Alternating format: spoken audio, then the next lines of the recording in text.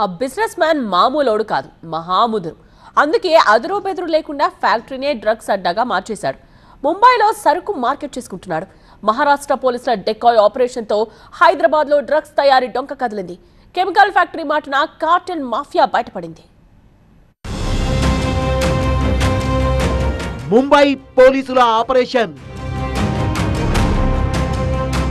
చల్లపల్లి ఫ్యాక్టరీలో sensation. Chemical ఫ్యాక్టరీలో drugs దందా. Chemical factory licence, fibre content తయారీకి కావాల్సిన పదార్థాలంటూ ఆర్ఓసీలో పర్మిషన్, కానీ అక్కడ తయారవుతోంది మాత్రం డేంజరస్ డ్రగ్స్. ముంబై పోలీసులు స్పెషల్ ఆపరేషన్ చేస్తే గానీ ఆ డ్రగ్స్ ఫ్యాక్టరీ గుట్టు బయటపడలేదు. మేడ్చల్ జిల్లా చల్లపల్లి వాగ్దేవి ల్యాబొరేటరీస్ లో ఎప్పటి నుంచో నడుస్తోంది డ్రగ్స్ దందా. కానీ ఇక్కడ డ్రగ్స్ తయారవుతున్నాయనే విషయం బయట ప్రపంచానికి తెలియలేదు. వాగ్దేవి ల్యాబొరేటరీస్ లో 11 కోట్ల రూపాయల విలువైన మెఫెడ్రిన్ కాంపోనెంట్స్ ని ముంబై పోలీసులు స్వాధీనం చేసుకున్నారు. వీటితో వేల కోట్ల విలువైన డ్రగ్స్ తయారవుతాయని అంచనా వేస్తున్నారు. ఈ ఫ్యాక్టరీని నిర్వహిస్తున్న విజయ్ ఓలేడితో పాటు 13 మందిని అరెస్ట్ చేశారు. మహారాష్ట్ర పోలీసులు వచ్చి డ్రగ్స్ రాకెట్ ని ఛేదించడం తీవ్ర కలకలం రేపుతోంది. Vijay Oleti country wide drugs marketing లో కీలకంగా ఉన్నట్టు అనుమానిస్తున్నారు.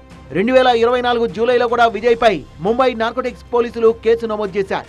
అప్పట్లో షహజాదా సదానందం అరెస్టుతో డ్రగ్స్ లింక్స్ బయటపడ్డాయి. నాచారంలోని వాగ్దేవి ఇన్నోసైన్స్ పై ముంబై నార్కోటిక్ బ్యూరో పోలీసులు దాడి చేసి 5 కిలోల మెఫెడ్రిన్ స్వాధీనం చేసుకున్నారు. డ్రగ్స్ దందాలో చిక్కిన ముందస్తు బెయిల్తో బయటపడ్డాడు విజయ్ ఓలేటి. తన పరిశ్రమ కేవలం కెమికల్ రీసెర్చ్ కోసమే ఉందని అప్పట్లో వాదించాడు విజయ్. మహారాష్ట్ర పోలీసులు అతని మీద నిఘా కొనసాగిస్తుండగానే గత నెల 8న బంగ్లాదేశ్ మహిళ ఫాతిమా మురాద్ డ్రగ్స్ తో పట్టుబడింది. తెలంగాణలోని చర్లపల్లి నుంచి డ్రగ్స్ తీసుకొచ్చినట్టుగా విచారణలో వెల్లడించింది. అప్పటికే మహారాష్ట్రలో 61 మంది పెడ్లర్స్ ని అరెస్ట్ చేసిన పోలీసులు స్పెషల్ ఆపరేషన్ చేపట్టారు. వాగ్దేవి ల్యాబొరేటరీస్ లో కార్మికులుగా చేరిన ముంబై పోలీస్ డ్రగ్స్ తయారీ జరుగుతోందని కన్ఫర్మ్ చేసుకోవడంతో స్పెషల్ టీం ఎంట్రీ ఇచ్చింది.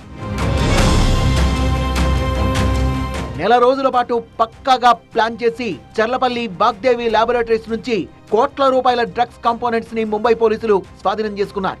డ్రగ్స్ తయారీకి అవసరమైన ముడి సరుకుని వివిధ ప్రాంతాల నుంచి దిగుమతి చేసుకుంటున్నట్టు గుర్తించారు.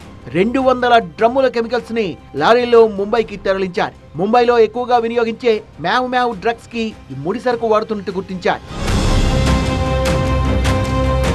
తెలంగాణ రాష్ట్రం ఫార్మా మ్యానుఫ్యాక్చరింగ్ హబ్ గా విస్తరించింది.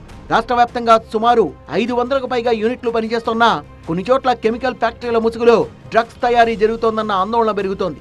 కెమికల్ తయారీ కేంద్రాలపై డీసీఏ అధికారులు నిరంతరం నిఘా కొనసాగిస్తున్నారు. కానీ సంగారెడ్డి, జిన్నారం, గుమ్మడిదల, మద్దనూరు, పసల్వాడి లాంటి ప్రాంతాల్లో ఇలాంటి రహస్య కార్యకలాపాలు ఎక్కువగా బయటపడుతున్నాయి. గడిచిన ఏడాదిలో కెమికల్ ఫ్యాక్టరీల రూపంలో డ్రగ్స్ తయారు చేస్తున్న యూనిట్లపై 11 కేసులు నమోదయ్యాయి. రాష్ట్ర సంస్థలతో పాటు సెంట్రల్ ఏజెన్సీలు సిబి, డిఆర్ఐ సంయుక్తంగా దాడులు నిర్వహించి 50 మందిని అరెస్ట్ చేశాయి. గత కొన్నేళ్లుగా మొత్తం 285 మందిని అరెస్ట్ చేశారు. కానీ డ్రగ్స్ దందా మాత్రం ఆగడం లేదని తాజాగా ఈ వాగ్దేవి వ్యవహారం బయటపెట్టింది.